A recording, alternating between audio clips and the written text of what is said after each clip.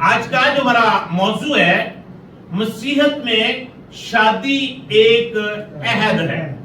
और जब हम आज के जदीद मुआशरे का बखूबी मुतालिया करते हैं तो शरअ तलाक जो है इस मुआशरे के अंदर बहुत बढ़ती जा रही है।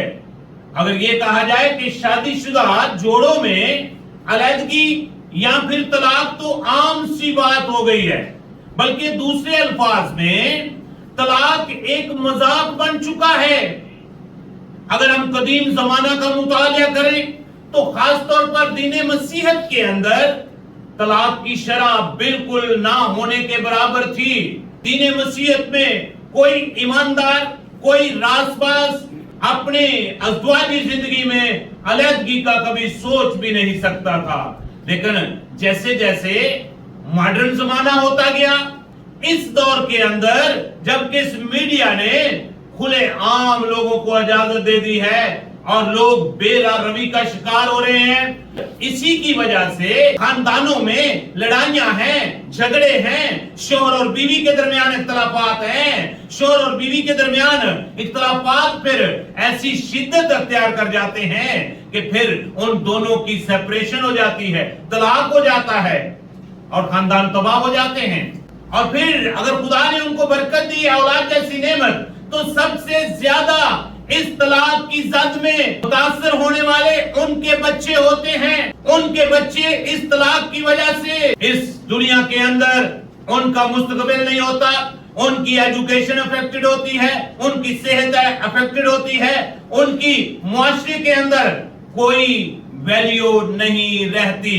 ट्रंथस की कलीसिया को पौलुस रसूल का पहला खत और उसका 7वां बाब और उसकी 10वीं और 11वीं आयत, मगर जिनका ब्याह हो गया है उनको मैं नहीं बल्कि खुदावंद हुक्म देता है कि बीवी अपने शोहर से जुदा ना हो, ना शोहर अपनी बीवी। पौलुस रसूल ने ये खत करंथस की कलीसिया को लिखा।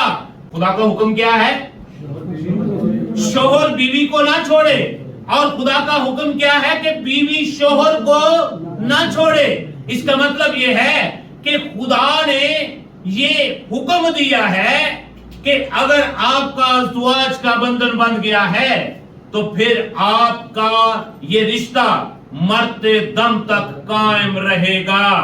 मौत के सिवा तुम्हें कोई चीज जुदा नहीं कर सकती, बीमारियां आप दोनों को जुदा नहीं कर सकती, तो माली हालात भी शोहर और बीवी को अलहदा नहीं कर सकते।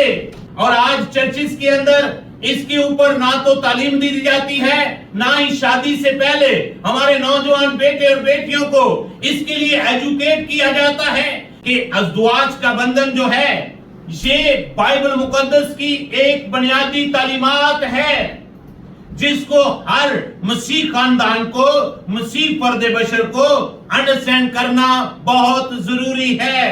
इसलिए बाइबल मुकद्दस इस बात का ऐलान करती है कि शादी के बाद शोहर और बीवी जो हैं वो एक तन हैं।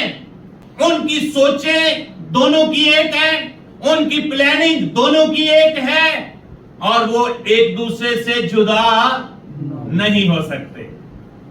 अब देखें, अगर तलाक की नौबत आ जाती है तो तलाक का मतलब है कि आप एक दिल को 2 टुकड़ों में तकसीम कर रहे हैं। आपकी ये अलहदगी, आपकी ये सेपरेशन आपके बच्चों को 2 हिस्सों में तकसीम कर देती है। आप अपने बच्चों की जिंदगी से खेल रहे हैं। लेकिन याद रखें कि शादी में निकाह का बंधन एक रस्म नहीं है। लोग इसको एक रस्म समझते हैं। शादी का बंधन एक पाक साक्रामेंट है। दीन मसीहत में शादी का बंधन, निकाह का बंधन कोई रस्म नहीं है, बल्कि दीन मसीहत के अंदर ये शोहर और बीवी के दरमियान एक पाक और पकीज़ा अहद है। ये अहद शोहर के खानदान के तमाम अफराद के दरमियान बांधा जाता है। ये अहद दुल्हन के तमाम खानदान के दरमियान बांधा जाता है। ये अहद जो है खुदा के घर के अंदर बांधा जाता है। ये अहद जो है خدا کے کلام کے اوپر ہاتھ رکھ کر اس عہد کا اقرار کیا جاتا ہے. کچھ لوگ اس کے اندر وٹنس ہوتے ہیں, گواہ ہوتے ہیں, لیکن اس میں سب سے بڑا جو گواہ ہوتا ہے وہ خدا بذات خود ہوتا ہے. شوہر اور بیوی کے نکاح کے عہد کے اندر کون گواہ ہوتا ہے؟ خدا گواہ ہوتا ہے. اس لیے یاد رکھیں کہ جس چیز کا گواہ خدا ہے اور وہ اجازت دے گا کہ آپ سیپریشن کر لیں. کیا خیال ہے؟ خدا اجازت دے گا کہ آپ اپنی بیوی سے جدا ہو جائیں؟ کیا خدا اجازت دے گا کہ آپ اس عہد کو جو آپ نے خدا کے سامنے باندھا ہے, خدا کے کلام کے اوپر ہاتھ رکھ کر باندھا ہے, اس کو آپ توڑ دیں؟ اس لیے پولس رسول کرنتھس کی کلیسیا کو اور آج کی کلیسیاؤں کو, آج کے مسیح فرد بشر کو یہ یاد کرواتا ہے کہ یہ حکم خدا کی طرف سے ہے کہ بیوی اپنے شوہر کو نہ چھوڑے اور شوہر اپنی بیوی کو نہ چھوڑے. ملاکی کی کتاب 2 باب 14 ہے. تو بھی تم کہتے ہو کہ سبب کیا ہے؟ سبب یہ ہے کہ خداوند تیرے اور تیری جوانی کی بیوی کے درمیان گواہ ہے. لکھا ہے تو بھی تم کہتے ہو کہ سبب کیا ہے؟ سبب یہ ہے کہ خداوند تیرے اور تیری جوانی کی بیوی کے درمیان گواہ ہے. تو نے اس سے بے وفائی کی ہے.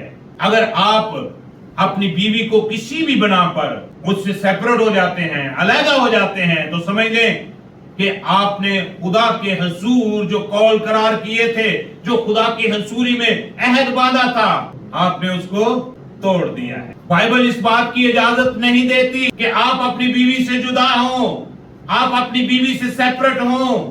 اگر کسی بنا پر آپ کے اور آپ کی بیوی کے درمیان کوئی رنجش پیدا ہو جاتی ہے تو اس کے لیے ضروری ہے کہ آپ دونوں شوہر اور بیوی بیٹھ کر اس کے اوپر کمپرومائز کریں, نہ کہ آپ خاندانوں کو بتائیں فلاں چودھری نے بلا لیا, فلاں کو بلا لیا, فلاں خاندان سارے کٹھے ہو گئے, ایک ہی ہو رہا ہے جی اے میاں بیوی دی صلح ہون دے. تو جتنے بھی لوگ صلح کروانے کے لیے آئیں گے وہ آپ کا مذاق اڑائیں گے بعد میں. اس لیے زیادہ بہتر ہے کہ اگر نمبر 1 تو آپ کی اور آپ کی بیوی کے درمیان اختلاف ہونے ہی نہیں چاہیے, کیونکہ آپ دونوں ایک بدن ہیں. بیوی کو آپ کا احترام کرنا چاہیے اور شوہر کو بیوی کا احترام کرنا چاہیے. عزیزو, اصل میں شادی بیاہ کا مطلب ہے ایک عہد جو شوہر اور بیوی کے درمیان ہوتا ہے, اور پھر کسی بھی حالت میں اس عہد کو توڑا نہیں جا سکتا. امثال کی کتاب اور اس کا 2 باب اور اس کی 17ویں آیت, جو اپنی جوانی کے ساتھی کو چھوڑ دیتی اور اپنے خدا کے عہد کو بھول جاتی ہے. اگر عورت شوہر کو طلاق دے دے تو اس کا مطلب ہے کہ وہ اپنے خدا کے عہد کو بھول گئی ہے. اگر شوہر طلاق دے دے تو وہ خدا کے عہد کو بھول چکا ہے. میرے عزیزو, اگر آپ کی شادی کا بندھن, آپ کی شادی کا عہد کمزور ہو گیا ہے, ویک ہو گیا ہے, اور خاندان میں لڑائیاں اور جھگڑے رہتے ہیں, چند باتیں ان پر عمل کرنا شروع کر دیں, آپ کی ازدواجی زندگی خوشگوار ہو جائے گی. نمبر 1, خدا کے حضور دعا میں جھکیں اور کلام مقدس کو پڑھنا شروع کر دیں. نمبر 2, اپنے جیون ساتھی کے ساتھ زیادہ سے زیادہ وقت گزاریں. آپ کا ازدواج کا بندھن دوبارہ بحال ہو جائے گا. نمبر 3, اپنے جیون ساتھی کے ساتھ نرم لہجے میں بات چیت کیا کریں.